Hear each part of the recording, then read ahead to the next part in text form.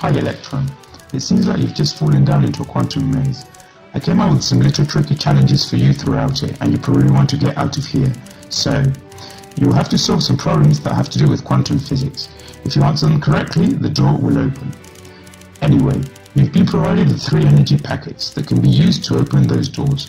But watch out, these energy packets could be useful in another concrete situation. Good luck. We place a pencil of mass mu and length d on a horizontal surface, disregarding any effect that may cause complications, such as the destabilization due to air molecule collisions or the thermal jiggling of its atoms. Calculate the time that passes by before the pencil forms an appreciable angle with a vertical axis.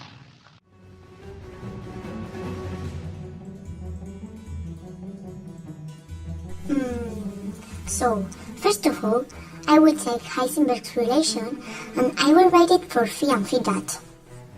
Now, assuming that phi will be 0, I can write the equation of motion in this way, and by taking these initial conditions, I will easily solve it. Finally, knowing phi and phi dot will be almost 0, I will isolate t. By using quantum physics, I can write the initial conditions as the uncertainty of phi and phi dot. Okay, now I know that t will be maximum when phi dot is minimum, so using this and Heisenberg's relation, I get this. And finally, if I replace this in this expression, I will calculate the time. That's my girl. The answer is correct, so you won't have to spend any of your energy packets. I'll unblock the door so you can run to the next challenge. It's open!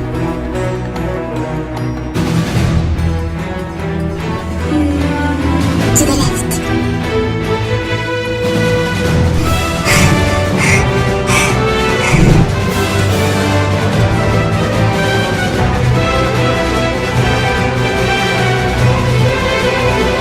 Oh, yeah, the door. Take a particle of mass m, whose quantum state is given by psi. Being h, the Hamiltonian operator, let's calculate the particle's expectation value of the energy. Will it be time dependent?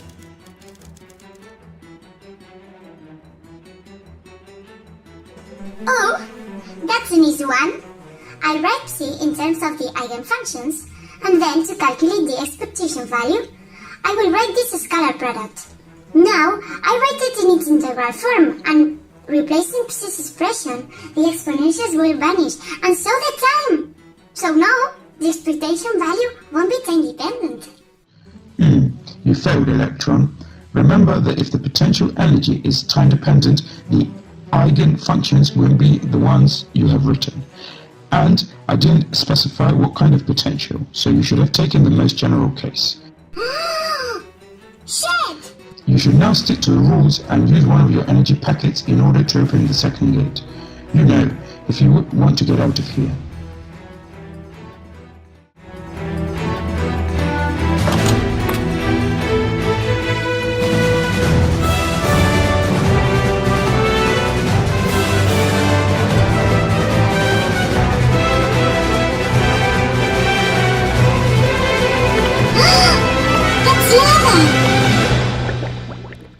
We assume that you are the electron of the hydrogen atom, moving in a plane circular trajectory of radius r.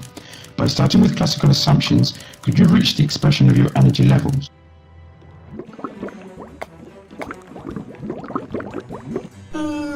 So, I've already learned the Schrödinger's equation for a rigid rotor in class.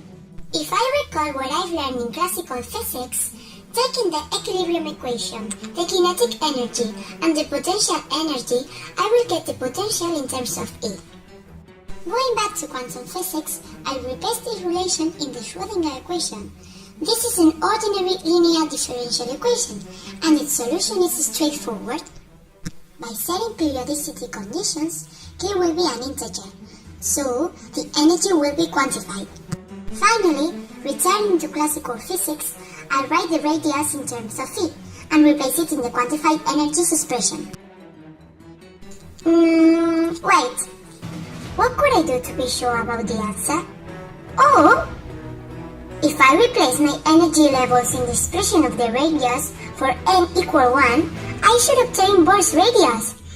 And that's exactly what I get. So yes, I must be right.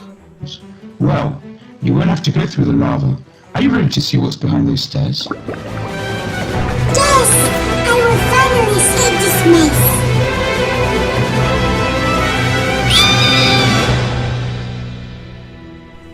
Hi, is anyone there? Please. Hello again, Electron. You look confused. I didn't tell you before, but the maze is surrounded by a thick potential barrier, and there's no other door, so there's only one way to escape, tunneling through the barrier. But that's not all. This is not a common barrier. There's a special rule. You will only be able to tunnel through the barrier if your transmission coefficient is greater than 0.98. If it's smaller, you will have to stay here. So, let's calculate your transmission coefficient. This is the potential barrier and your wave function in each region of the space. You've probably seen in class that the transmission coefficient is defined in terms of the incident and transmitted probability current density, and it describes your probability of tunneling the barrier. Remember, this must be greater than 0.98. Now, let's take your energy. You failed in challenge 2, so now your energy is 2 epsilon, which is 0.4 electron volts. Replacing this value in the expression I wrote before, we have 0.97419. This is smaller than the minimum transmission coefficient. You won't be able to tunnel and you will be caught here forever. This is so unfair. I know it's sad, but maybe if you had paid more attention in class, you wouldn't have failed in challenge 2. Your energy right now would be 3 epsilon, and so your transmission coefficient 0.98263, which is greater than the minimum. Have you learnt now, Electron?